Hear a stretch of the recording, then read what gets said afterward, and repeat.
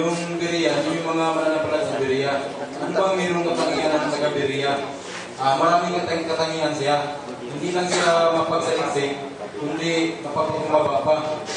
At sabi dito, hindi mapapagpumaba siya, at saka open siya.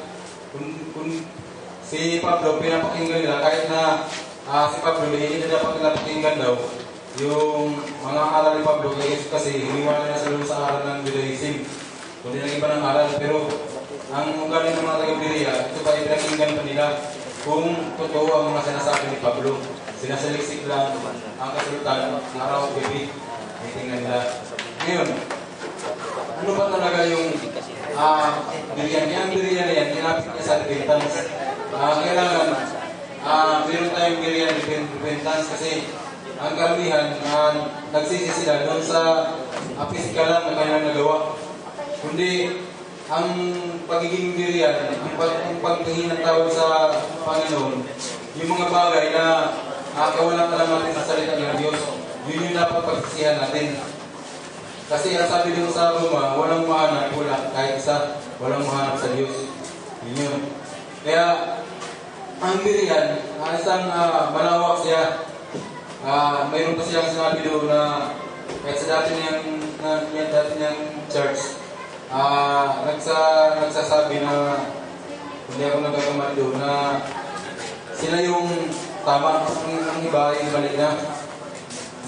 Pero dapat, kailangan na patunayan natin kahit sa kanya, naranasan niya na naging siya sa church niya dati, sa pastor niya.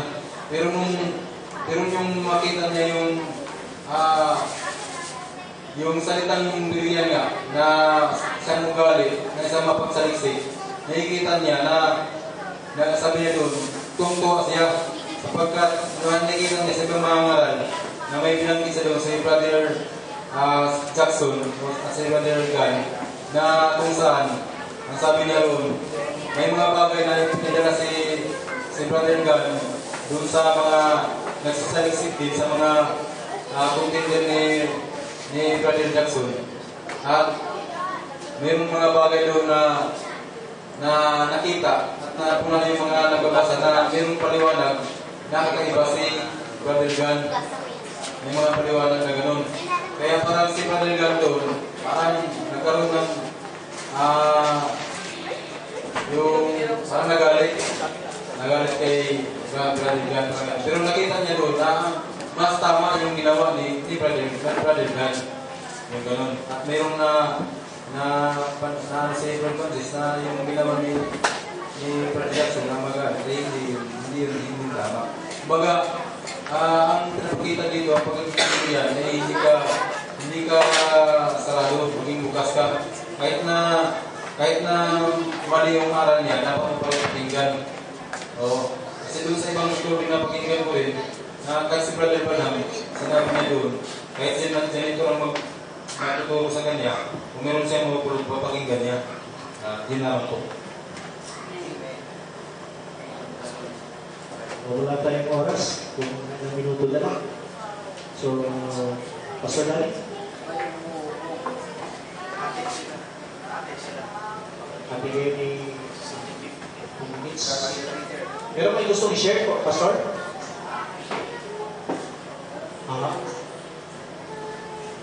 Hindi po, kasi dalawa po kayong magsasalita. Si Pastor Larry magsasalita. Pastor, sino ang mga? Kaya naman, 15 minutes po. 15 minutes. Kaya puri po ang ating Panginoon Diyos. Ang aking pong kukunin po yung sabi ni Brother Ben. Meron po sa tayo ito kanina. Meron siyang mga nagkakaroon ng katanungan. Ano ba talaga? May pangalan ba talaga? Yung tinatawag na katawan ng Kristo. Ano ba ang pangalan? Iglesia ng Diyos? Iglesia ng Kristo. Ni Kristo. o sa iba pang mga katawagan. Ngayon, kung kukunin po natin, pati sa pahinga ng ating kapatid, pagdating sa langit, may pangalan doon. Ha? Iglesia ng Panganay. Sa langit yun. Hindi pa kumpleto eh. Narito pa yung katawan eh. Yung mga espiritu ng mga ganap, nasa kamay ng Diyos. Nasa dampa niya. Sa nagalit sa akin. Ngayon, may pangalan ba? Natural, may pangalan. Hindi pwede ang bayan ng Diyos walang pangalan. Hindi pwede ang babae ng Diyos walang pangalan. Lalong hindi rin pwede na ang katawan ni Kristo walang pangalan. May pangalan talaga. Ilan ang pangalan? Na opisyal. Isa lang. Ha? Ilan? Isa lang niya. Kaya nga, yung isang pangalan na yun isang katawan, sabi nga ni Pablo sa ikalawang Korinto, ipinayag sa iglesia ng Korinto, na kayo'y pinag-asawa ko sa isa, tulad sa dalagang malinis. Sa mga tuwid, isa, at ito ay talagang malinis. Kung isa, pinag-asawa ko sa isa, meron din pangalan na isa. Ngayon, kung ating pong susuriin, mga kapatid ko, nagkakaroon dito ng mga pagtatanong eh. Halimbawa, gagamit ako na tinatawag na 4 na level. 4 na level. Level 1, level 2, level 3, 4. Ang tanong, ito bang 4 na level? Lahat ba yan katawan ni Kristo? Katawan ba ni Kristo lahat yan? Palagay ko naman, pag Biblia pag-uusapan, pag katawan lahat yan, ay siyang pagpupuntahan yan. Pasa-pasa ang katawan ni Kristo. Nagpipila ako na tinatawag na patulong ng 4 na level. Kung lalagpas pa tayo sa tinatawag na 4 na level na yun, halimbawa, yung congregation ng Sabatista, katawan ba ni Kristo yun? Yung iglesia na sa Diliman, katawan ba ni Kristo yun? Pentecostal Church, katawan ba ni Kristo yun? Saksi ni Jehovah, katawan ba ni Kristo yun? UCCP, katawan ba ni Kristo yun? Talagay ko naman, dahil ang pagkasabi ko, kapag katawan ni Kristo yan, pasa-pasa ang katawan ni Kristo. Ngunit sa Biblia, mga kapatid, yung katawan ni Kristo na iisa na iglesia may pangalan, hindi sila nagpupuntalan. Ayaw ni Kristo ang kanyang katawan magkaroon ng pasa. Meron silang iisang espiritu na ininom. Isa lang yan. Ngayon, ang tanong, anong pangalan?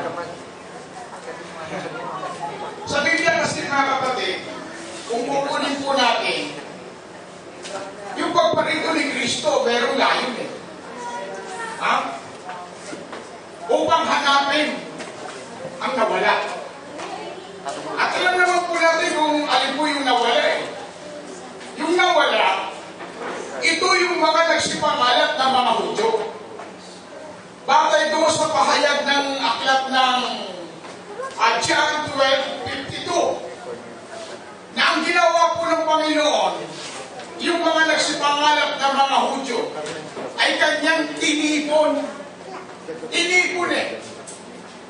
Ngayon, kapag tinipon, saan tinipon? Yung mga Hudyo na yun.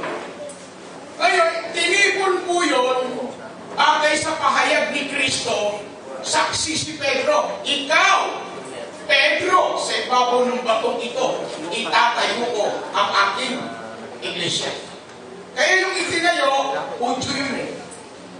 walang kahit isang hintil doon. Udyo yun. Nabuwal yun eh, kasi pangalan yun eh. Kaya nga yung saksi na si Pedro, udyo rin yun eh. Ngayon, kung susuriin po natin, ano po yung iglesyang itinayo ni Kristo sa ibabaw ng bato? Alam natin, ang bato si Kristo ang pinagtayuan. Anong iglesia po yun? Yung iglesia na itinayo na yan, na siyang pinaghandugan ng buhay ng Panginoon na may dugo. Nakasulat na sa aklat ng Gawain, 20:28. Yan po yung iglesia ng Diyos na pinili ng kanyang sariling dugo. Kaya pag ingatan ninyo, yung kawan, akanin ninyo sa mga tuwid, kung kukunin po natin sa Biblia, ang dami talata. 8 mga talata, iglesia ng Diyos o Church of God.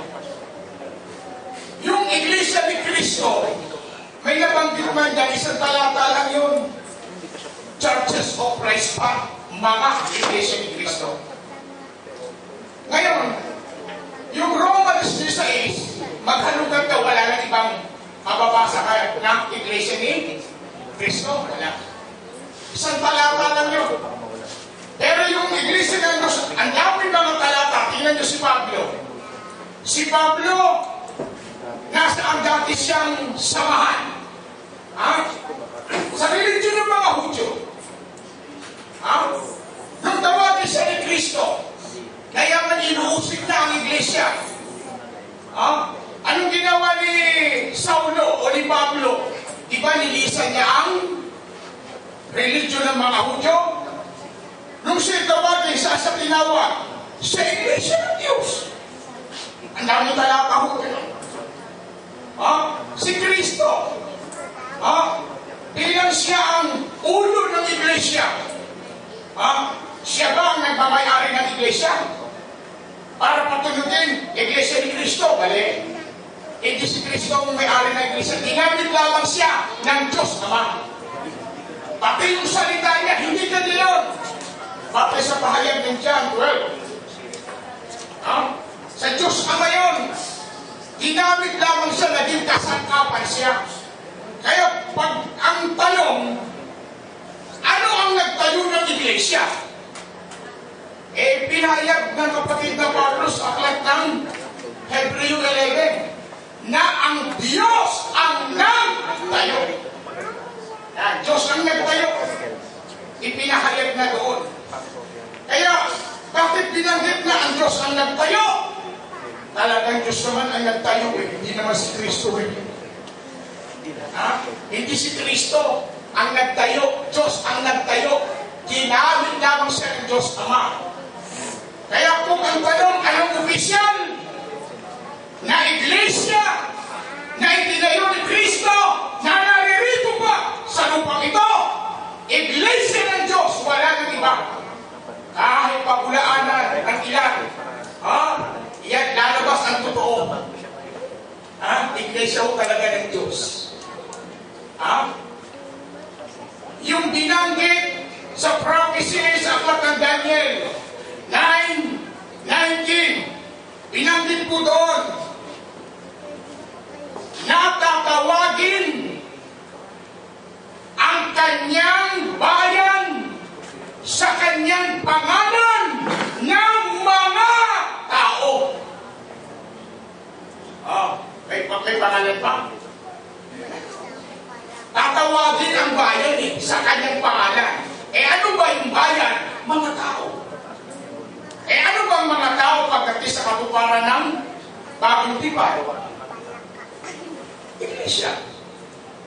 At yung iglesia na yan, mga tao yan, sa aklat ng unang Timoteo 3:15. Mga tao yan. Lalaki at mga babae, isang kalpunan na mga tumutupad sa Diyos na isalig, na naitayo sa ibabaw ng bato, sapagkat hindi lamang ang pagtatayo ni Kristo sa ibabaw ng bato, hindi lamang mga Hudyo. Kaya nga, may binanggit si Pablo sa Ephesians 3:6. Yung mga hindi, meron pong pangako sa kanila. Sila'y mga tinawag din po. Anong gagawin ng mga hindi? Sasangkap sa katawan. Sasangkap. Pag sinabing sasangkap, hindi ka na magtatayo ng iglesia ng congregation. Hindi ka na magtatayo. Tinayo naman ni Kristo, magtatayo ka pa. Tinayo na ni Kristo Sasangkap ka na lang doon. Paano pagsangkap? Pagsangkap. Doon sa itinayo ni Kristo. Na iglesia ng Diyos na siyang kawan. Inirinig ang mga kupang aking tinig. At sila'y nagsisisunod at nakikilala nila. Kaya kapag sumunod, iringin mo ang tinig. Ang kahulugan ng pagtinig, susundin mo. Yung kautusan ni Kristo na naging kasangkapan ng Diyos Ama. Si Kristo kasi ang tinig ng Ama. Dadaan ka kay Kristo. Pinto siya. Pinto ng mga tupa. Kapag ikaw ay tuminig, bilang hindi,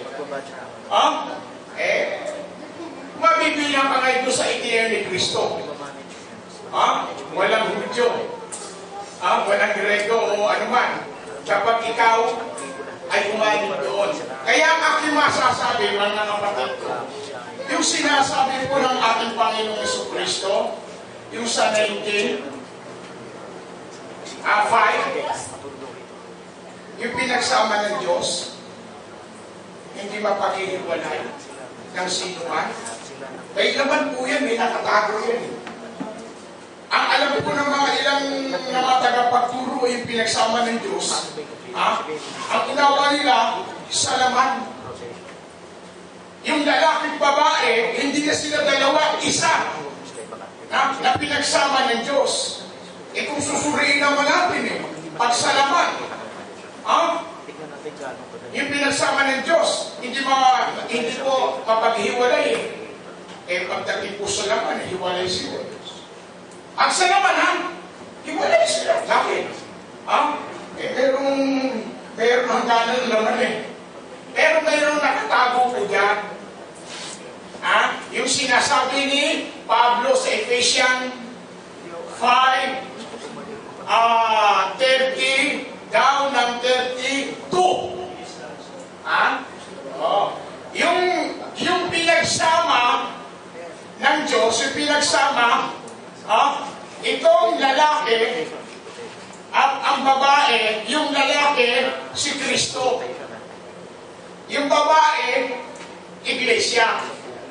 Yan. Pinagsama si Kristo at ang iglesia ng Diyos, hindi sila mapaghihiwalay. Anong pangalan sa kabuuan? Si Kristo ang ulo. Ang katawan ay iglesia. Anong pangalan? Iglesia ni Diyos. Dahil pinagsama si Kristo at ang iglesia ng Diyos. Kaya ang tawag na pangalan, Iglesia ng Diyos. Yan po ang totoo. Yan ang totoo. Kaya kahit na, tingnan niya hukom. Hukom. Tingnan niyo. Saan yung sinasagawa? Yung paghahatol, yung pag-uhukom, saan yung sinasagawa? Sa bahay ng Diyos. Yun nga sabi ni Apostol Pedro, anong bahay ng Diyos? Na kung saan doon pinapractice isinasagawa sa 1 Timoteo 3:15 na ang bahay ng Diyos sa mga bagay iglesia ng Diyos. Hindi, saan yan na dapat practicing. Dahil iisa lang ang katawan ni Kristo. Iisa lang ang iglesia ng Panginoon. Doon isinasagawa ang lahat ng mga paglilingkod. Doon isinasagawa po yan. Kaya, pagdating po kung ano pong pangalan, nasa ibabaw pa ng lupa, wala pa sa itaas, iglesia mo ng Diyos.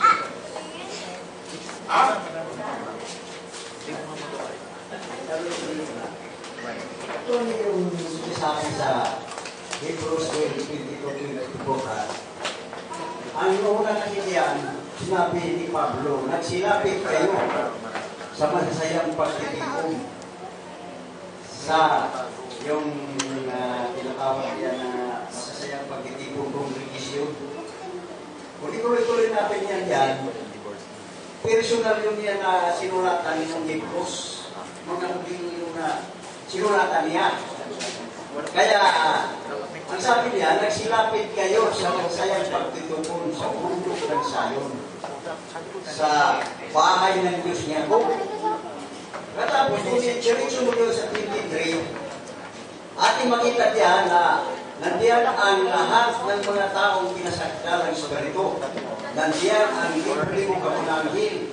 Nandiyan ang Diyos na hukom ng lahat. Nandiyan si Kristo na tagapamagitan ng bagong tipan. Bakit ko masabi, Brad, na itong bundok ng Sayon, itong iglesia, hindi kasi ito literal na bundok. Kasi sabi ni Pablo sa 1 Corinthians 3:9, kayo ang bukid ng Diyos, kayo ang usapin ng Diyos. Hindi siya literal na bundok. Kung may literal na bundok na Sayon, may spiritual, at tayo na nga, yung Kristiyano. Kasi binago ng lahat ang Diyos. Sabi sa Revelation 21:5, pabaguhin ko ang lahat ng bagay. Kaya tayo, nandito kay Kristo. Ano sabi ni Pablo? 1 Corinthians 5:17, if any man in Christ, he is a new creature. All things have passed away, all things become new. Kaya, ang bayan ngayon ng Diyos, bago na rin. Hindi na yung luma. Ang bansa ngayon ng Diyos, ang bago na rin mga Kristiyano rin yan. Kaya, yung Israel sa Galatians 6:16, sinabi doon na, tayo ang bagong Israel ng God. Kaya, tinawag ko ang aking bayan sa aking pangalan. Kasi yung Israel, pangalan rin ng Diyos. Kaya ang Israel tinawag na Israel. Pero sinabi yung bayan, tinawag isang bayan ko sa aking pangalan. Kaya tayo, dahil yung Israel, lugar tayo, tinawag tayo sa pangalan na yan. Yung pangalan niya yan rin ng Diyos. Ayun, tinawag rin tayo New Jerusalem. Kasi tayo na ang templo ngayon ng God. Hindi na yung literal na templo ng Jerusalem na gawa sa mga material na bagay. Diba? Sabi din Pablo na, di ba ninyo alam, tayo ang templo ng Diyos at tanahanan ng Espiritu. Kaya tinawag tayo yung New Jerusalem. Kaya yung New Jerusalem at yung Sayon, isa lang yun. Nalagyan ng first century Christian. Kaya yung iglesia ng mga panganay, existing yan, tayo yun. Kasi sa oras na may panganak tayo muli, Brad, kahit punso ka, maging firstborn ka. But lahat yan, firstborn, at lahat sila mga lalaki lang. Kaya yung 144,000, nag-exist na rin yan. At hindi siya literal na bayan, ay hindi sila literal na bilang, hindi rin siya literal na provinyo. Kasi sabi ni Pablo sa Roma 2:28-29, ang sabi niya diyan, ng tunay na Hudyo, hindi ho yung naipanganak sa laman at natuloy sa laman. Basahin natin Brad, ha? Basahin muna natin yung Roma. Kasi ito ay hindi yung pagka-mystery na ito nga ay hindi pa naipahayag ni Brother Branham. Kasi siya mismo nagsabi na lahat ng revelation hindi na-reveal sa kanya lahat. Kumbaga, mayroong darating na mga ngaral na magkumplito sa pag-reveal sa lahat na na-reveal na lahat kay Pablo. I-reveal ito lahat dito sa ating panahon. Kumbaga, Brad, mayroong apostol na dito pa.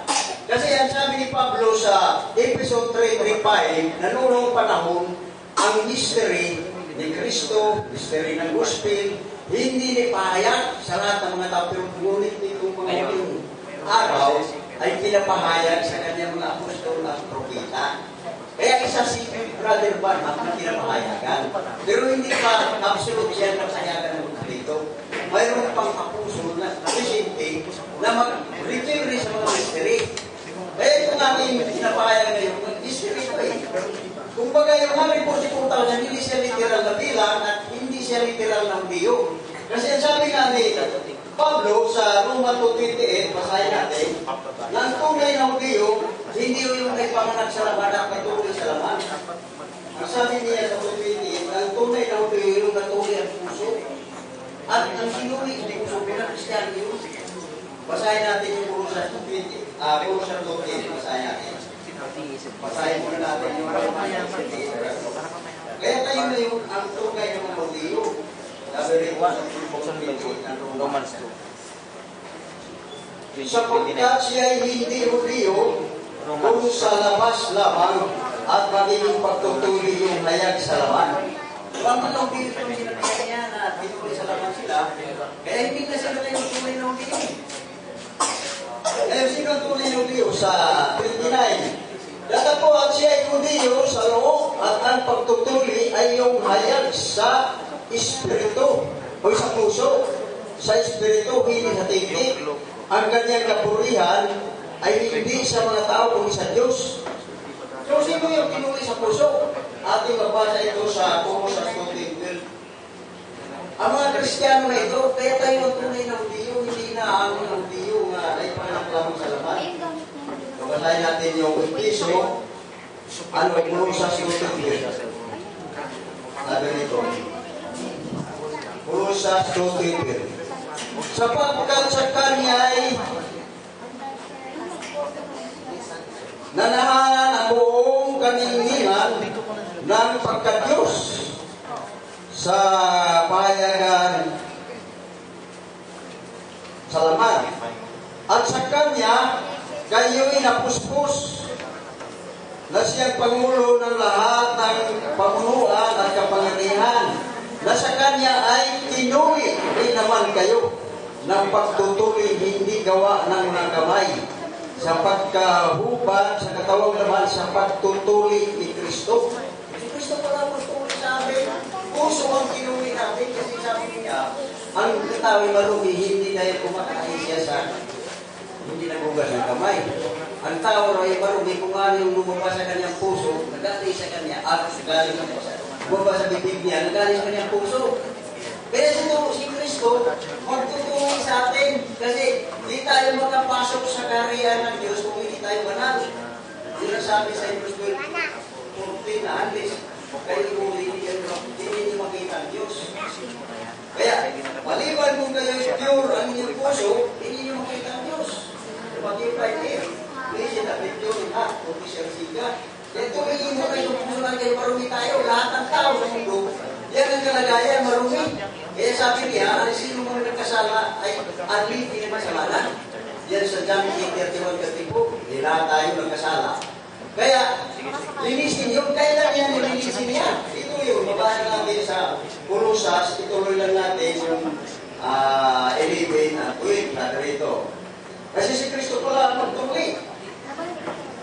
Colossus 12. Nanangalibing nagalakit niya sa bautismo, na tayo na may muling binuhay, nagalakit niya sa pamagitan ng pananampalataya sa paggawa ng Diyos na muling bumangon sa Kanya sa mga patay.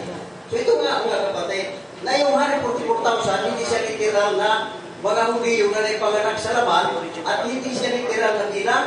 Kasi ang bilang na yung sipas bilang natin, tulad ng 1,000 years natin, buwan bilang yung sa Kanya. Iyan ang kabuuan ng lahat ng mga Kristiyano na makasama ni Kristo, kung saan siya, ano niya, tayo yun. Kasi tayo ang sinabihan na ako'y pupunta sa aking Ama. Kung maghandaan ako, babalik ako pang dadalhin ko kayo, sama ko kayo, sana ko, ano na, nandun na ako, kayo. Na yung 144,000, kung saan mo Revelation 14, nagsama-sama yung kay Kristo, kung saan siya, ano niya. Tayo yun. Pero wala tayo makita diyan ng mga babae. Isa ng mga babae. Hindi pililan ng mga babae. Kasi ang pililan niya yung middle family. Ang lalaki, sabi ni Kristo sa ni Pablo sa Pagkulan niya dito, ang ulo ng babae, ang lalaki. Ang ulo ng lalaki si Kristo. Ang ulo ng Kristo ang Diyos. Kaya ang bilang niya, ang mga lalaki lang ang middle family. Kung ilan ang kanyang anak, kasama na sa bilang. Kasama na sa kanyang asawa. Kaya, wala kayo makita yung 144,000 sa reporting, mga lalaki lang yan na hindi family na hindi nanumihan ang mga babae at hindi nagsinungaling. Kaya, hindi pa yan tapos kasi sabi ng angel sa Revelation 7, sa apat na anghel na may kapangyarihan sa pagsira sa dagat, sa lupa, sa sabi niya, huwag mo na ninyong ipama o sirain ang dagat, ang lupa, ang hanggang aking pinatatan, ang alipin ng ating Diyos, 144,000. Hindi ngayon, hindi pa naman sinira ang dagat, ang lupa, kaya hindi kayo tapos. Kasama na niya ang lahat ng ulobi, kasi niligtas nila. Sa Roma 11, yun ang hinsun kanina na kung makumplito na ang kaligtasan sa mga hindi, kasi inuna ang mga hindi pagligtas ngayon. Pinabayaan mo na yung mga Hudiyo na hindi maligtas. Kasi tinuloy-tuloy lang itong gawain ni Pablo na hindi niya natapos. Kasi dumating ang sila. Ngayon, tinuloy-tuloy natin ito ngayon para makumplito ang kaligtasan ng mga itim. Landin, kung magkumplito na raw ang kaligtasan ng mga itim, kung Israel will receive. Ito ang mabasa natin sa Roma, chapter 11, verse 25-26. Ito sa akin niya. Roma chapter 11. Dito muna sa 25. Pagkat hindi ko ibig mga kapatid na inyong malaman ang huwagang ito, pagkat kayo'y marunong sa inyong sariling minata na ang katigasan ng isang bahagi ay mangyari sa Israel hanggang sa pumasok ang kapunuan ng mga hintil. So, katigas ko na yung mga hintil, ang mga hindi pa naniwala kay Kristo kasi hindi pa nakumpleto ang kapunuan ng mga hintil. Ngayon, sa 26 sabi niya, at sa ganito, ang buong Israel ay maliligtas, gaya ng nasusulat. Nagbubuhat sa Sion ang tagapagligtas. Siya ang maghiwalay sa Jacob ng kalikuan. At ito ang aking ipan sa kanila. Pagkalisin ko ang kanilang mga kasalanan. So si Kristo pa rin pala mag-alis na kasalanan pagtuloy sa kanilang mga puso. Para matunay sila Hudiyo. Kasi sila hindi na ngayon Hudiyo. Yung mabasa natin sa Revelation 2:9 na mga Hudiyong nagbubulaan. At saka Revelation 3:9 sumamba pa sila sa sinagoga ni Satanas. Yan ang mga Hudiyong nasalaman. Na sinabihan ni Kristo na kayo'y anak ng inyong ama na Diablo. Kailangan sila makahilinig ng tamang musipin. Ito nga ating tinuturo ngayon. Ito nga ang tamang musipin. Kasi naniwala ko, Brad, Pastor, na yung puso, kung yun na prophet talaga, ni Branham, galing sa kanya. Lilitaw yung apostol, kasi dalawa na yung ministry, yung apostol and prophet, na mag-complete ng revelation sa mystery ni Christ, kung sino na siya, at saka yung gospel. Ang gospel kasi na pinapangaral ni Pablo ay may pagkaliwaga, sabi sa Ephesians 6:19. Kaya sinulat nga yan ni Pedro sa 1 Peter 1 na may mga hindi maintindihan yung mga sinusulat ni Pablo. Mahirap na main. Pero pinapahayag yan sa mga puso ng prophet. Kaya sa mga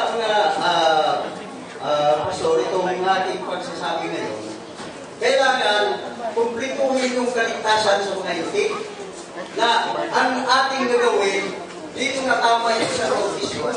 Kaya na, pag matama yung isang bautismo, ang mangyari, isang bautismo, ibig sabihin lubog, at saka submitted yung pangalan ni Jesus Christ. Kasi marami ang mga churches na yun na hindi sinabit yung pangalan ng kasi hindi nilalaman anong pangalan ng Ama, anong pangalan ng Espiritu, ang pangalan lang ng anak. Kasi Kristo na yung pangalan na yan, binigay yun sa anak, sabi ni Pablo, sabi ni Kristo Paibla. Binigyan siya ng pangalan na higit pa sa lahat ng pangalan. Sino nagbigay? Yung Ama. Kaya sa Revelation 3:12, sabi niya, ang sino mang magtatagumpay, susulat ko ang pangalan ng aking Ama sa kanya. Ganyan ko.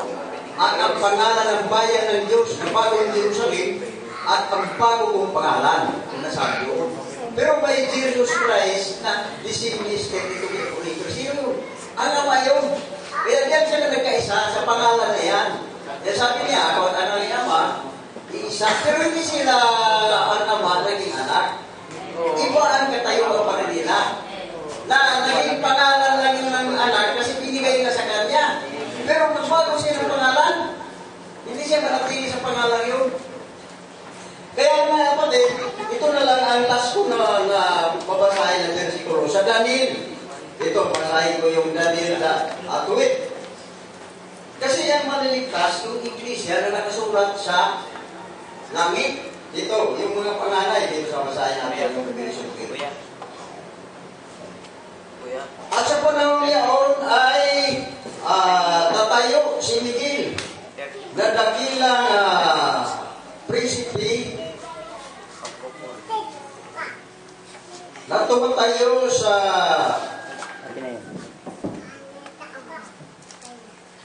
ikabubuti ng mga anak ng iyong bayan at magkakaroon ng panahon ng kabamagan na hindi nangyari kailanman mula nang magkaroon ng bansa hanggang sa panahong yaon. At sa panahong yaon ay maliligtas ang iyong bayan, bawat isa na nasusumpungan na nakasulat sa aklat ng buhay. So, ang nakasulat lang sa aklat ng buhay, yung aklat, iglesia ng mga pangalan na nakatala sa langit. So, kumplituhin natin ngayon yan. Kasi hindi pa yan nakumplito yung mga hindi na kaligtasan na may dagdag dito sa bayan ng Diyos. Kaya yung hindi may presente yung sa panahon pala ni Pablo, hindi lang yung nakapagpatuloy. Salamat. Amen. Anong gusto niyo? Tagalog o English? Tagalog. Marami na yung information. Makapintas pa. Sige na. Sasawa na sa ka-video ng YouTube. Okay. Pero in fairness, Brother Francis, you have 200 yan. Dun sa ano? Ano yung 200? Alam ko 1 million. Alam ko 2,000 man. Ano yung 200 yun? Yung ano? Prehistoric world. Historic world? Historic world na lang tayo. 200 yan. Alam ko 2 million. Okay. Trending. I-share ninyo sa ano? Sa